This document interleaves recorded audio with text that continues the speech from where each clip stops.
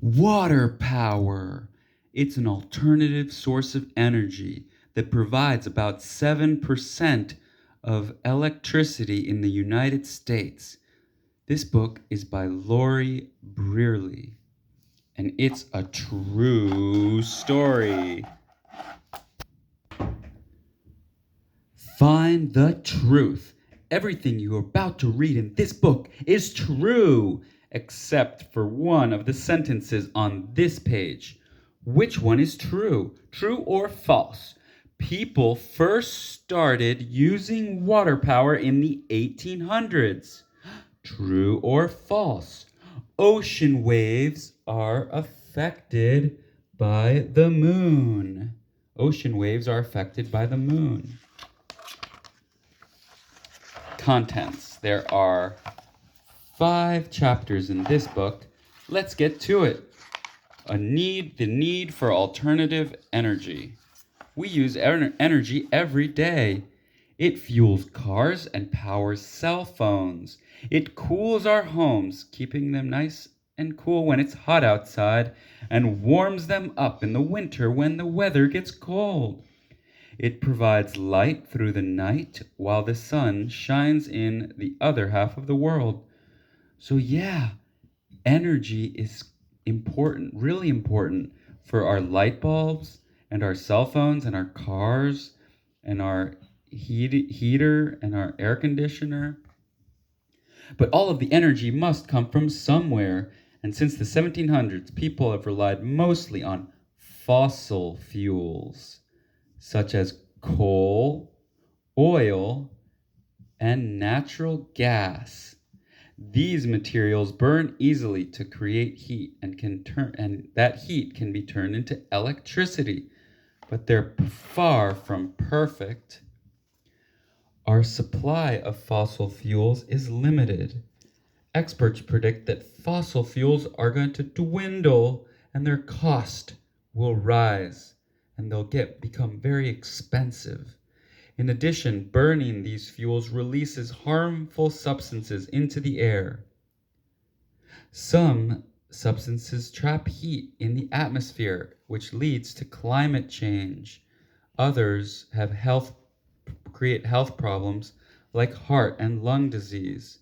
So what can we do well? We can use renewable energy sources such as the solar, wind, water, and geothermal. Those are healthier sources than fossil fuels, and they can serve our electricity needs while reducing the damage done to the planet and to us. Let's learn more about water power. The Grand Canyon is more than 1 mile deep at its deepest point. The Grand Canyon in northern Arizona is one of the scenic wonders of the world. Millions of tourists come every year to see the breathtaking formation. Daddy was running in the Grand Canyon this morning. There would be nothing to see if it weren't for water power. The Grand Canyon was carved. The rock was carved? Yeah, the rock was carved by the rushing waters of the Colorado River. It's the river that made these deep formations because it was in the rock. Over millions of years. Whoa, that's so long. We only live maybe 100 years. And this is over millions of years. Wow, the earth is super duper duper duper duper old. Over millions of years, the rapidly flowing water chiseled into the earth and deepened the channel into the most famous steep-walled gorge in the United States. And these are called aqueducts. Aqueducts? What are aqueducts? Well, aqueducts are bridges that allow water to flow across valleys and other gaps, because we need to bring the water from their source, which is often a lake or a river, to our cities or homes where we live. So we build aqueducts to carry the water from the lake to our house. This is called the Eagle Aqueduct, and it was built in 1879, about 141 years ago. That's right, because it's 2020, and 1879 was 141 years ago. And it brings water for irrigation to the town of Nerja, Spain, España, donde hablan español. It's the water, a powerful history. Water's been an essential source of power for thousands of years. It's used for transportation, to operate machines, and to keep our homes free of waste. Power from water is called hydropower because hydro is a Greek word meaning water. Hydropower has a lot of advantages over other power sources like coal and oil and natural gas because it does not release harmful chemicals and gases into the air to make our air smoggy and dirty and smelly. There's no pollution with hydropower. It is not used up. That makes it a renewable source because it keeps renewing as it rains. Discovering water power. The first time humans used water power for transportation, the ancient people used canoes to go along rivers and streams, and they loaded the canoes with heavy objects or put them onto rafts and floated them downstream. Well, that's a smart way to carry things. You don't have to carry it on your back. You could put it on a raft and let the raft float down the river. And then you get the raft and you get the heavy things off, and you just saved yourself a lot of energy. Ancient farmers who were tending to their crop would use water power for their irrigation to help their crops grow. And they built canals leading from the rivers to their fields, and the water flowed down the canals to the farmers' crops. Water power has also been used for other practical things like a water clock. Was an early timekeeping device that was invented thousands of years ago. It's shaped like a bowl, and the water flowed into or out of it at a steady rate. By looking at how full the bowl was, people could determine how much time has passed since the water started flowing. Ooh, maybe we could do this experiment at home. We get a bowl and fill it with water and see how long it takes. How do you go from water to electricity? Oh, well, you build a hydroelectric dam. Here's one called the Hoover Dam in Arizona. 1.3 million people get their energy for their home from the water-powered Hoover Dam. And these dams are all over the world, and they are the most widely used renewable energy source. A dam is a structure built across a body of water, such as a river or a stream. And the dams are built to help control flooding or increase the depth of the river for navigation or recreation. But they are also used to convert the river's kinetic energy into electricity. Here's how it works. When a dam is built across a river, it blocks the river's flow. This creates a reservoir of water. This is the reservoir. When gates on the back of the dam are opened, the water flows into large pipes called penstocks. The rushing water passes through the turbines at really high speeds. This spins the turbines, which then rotate the shaft of a generator, which produces electricity. So this is the reservoir, and it flows through the pen shaft, and then the spins the turbines, and that is connected to a generator, and that generates the electricity. And then the power lines over here bring the electricity to people's homes. That's cool. The amount of electricity a hydroelectric plant produces depends on two things: how much water is passing through the turbines, and the more water, the more electricity that can be produced. However, too much water flow can cause flooding or the dam to break. And so you can adjust the flow by lowering or raising the gates. Oh, that's so smart.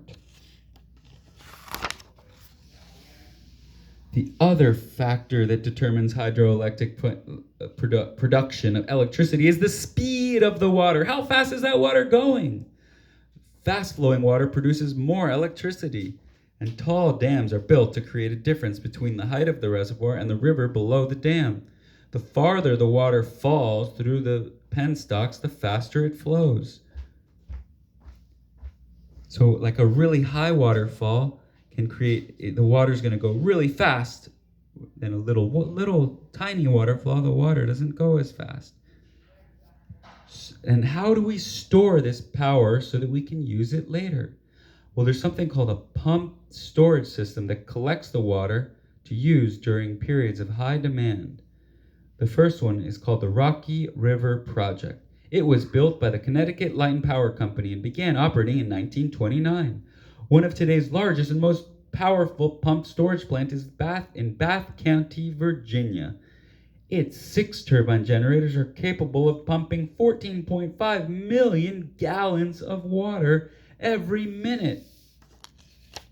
So you can store up the water power in these, and then you can use it later. The pumped storage plants have 2 reservoirs at different heights. When a power plant is producing more electricity than is needed, the extra is used to pump water from the lower reservoir to the upper reservoir. When more electricity is needed, water is released from the upper reservoir to operate the plant's turbines and generators. Whoa, that's smart. This is the Three Gorges Dam. Whoa. This is in China's Yangtze River. It's the largest power plant ever built.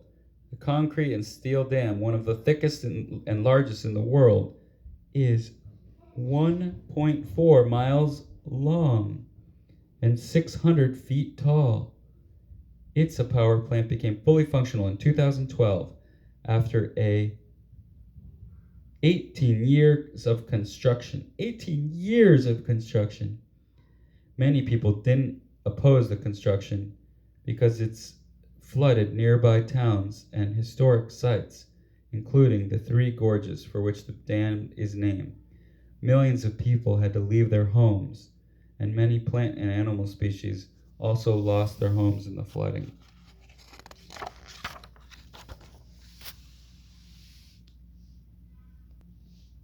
But hydroelectric power isn't perfect either. They don't pollute the air, but they do and they don't create waste, but they do have their own problems. So one is that you lose the land. It can flood thousands of acres of land and destroy farmland and wilderness, like the Three Gorges Dam in China. And another is that the trout need to be able to swim upriver, so they have to build these trout ladders that allow the fish to jump up and around the dams.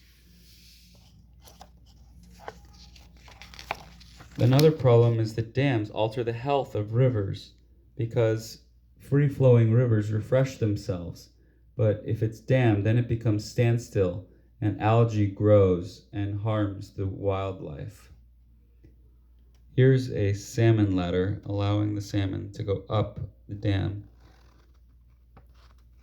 Still, because of these issues hurting the fish and the river ecosystem, hundreds of dams have been removed and fish populations have begun to grow back again.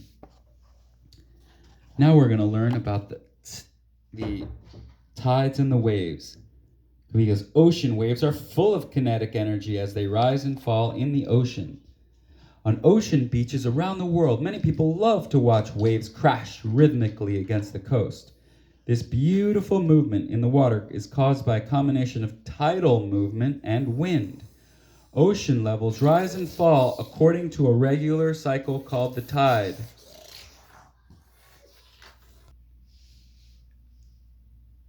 One incredible fact is that ocean levels rise and fall according to a regular cycle called the tide. High tide and low tide. The tide is caused mainly by the gravitational pull of the moon.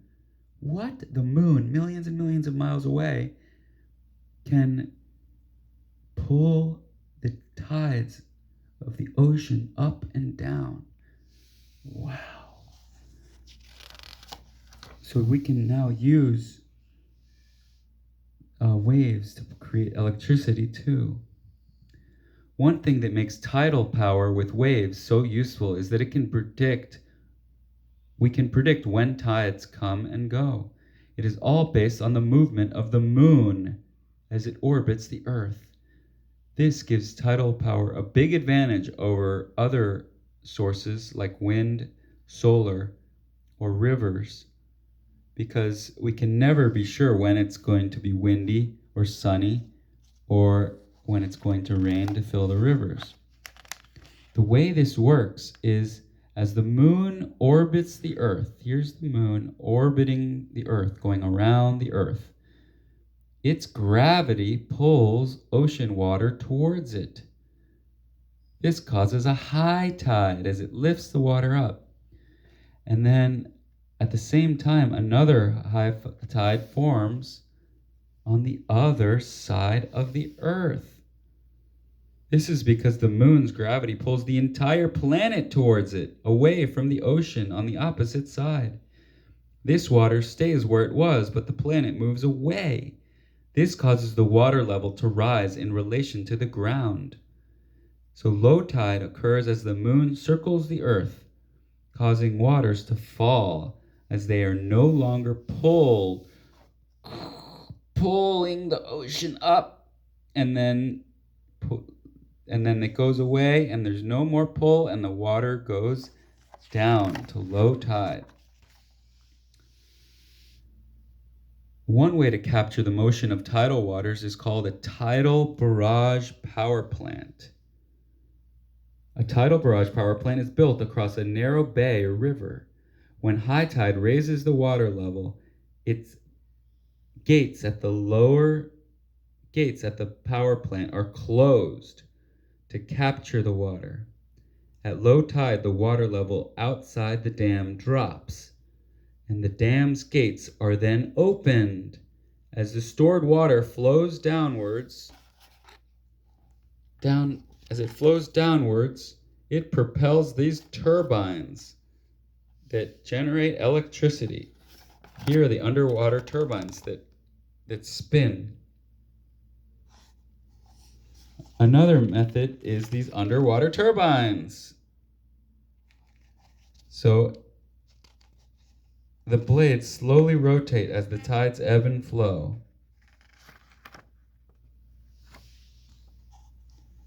And then there's something called a wave farm. Because wave farms, they convert wave energy to electricity. So there's these large floating devices near each other in an area of the ocean. They're shaped like long cylinders, and as the waves hit them, they bob and move around, and the motion pumps fluid into a generator that produces electricity. The power flows through a cable that is secured on the ocean floor. This is called the Aqueducts farm in Portugal, and it was the first commercial wave farm, opened in 2008. They were hoping for 15,000 homes to be powered by it, but a technical problem caused the farm to shut down. But they learned from their failure, and now they've made new improvements. Other projects have been proposed, One is called the Wave Hub that's being tested off of England. They're being planned all around the world. So hydropower is the most widely used renewable energy in the world, providing about 7% of the Earth's electricity. So many people are working to increase the use of clean, renewable energy, and hydroelectric power will play a major role in its global effort. It's produced in 150 countries. Oh wait, I'm sorry. Hydropower supplies about 16% of the world's electricity. That's cool. Look, it's 99% of the power in Norway and also in Paraguay. That's amazing. So that's cool. Look, in Norway, which is a country in Northern Europe, hydropower accounts for 99% of the production. They have fast-flowing rivers, which is efficient, environmentally friendly, and they have beautiful plants. In fact, Norway has been called Europe's battery. It shares its extra electricity with Denmark, Finland, the Netherlands, Sweden, and Russia. The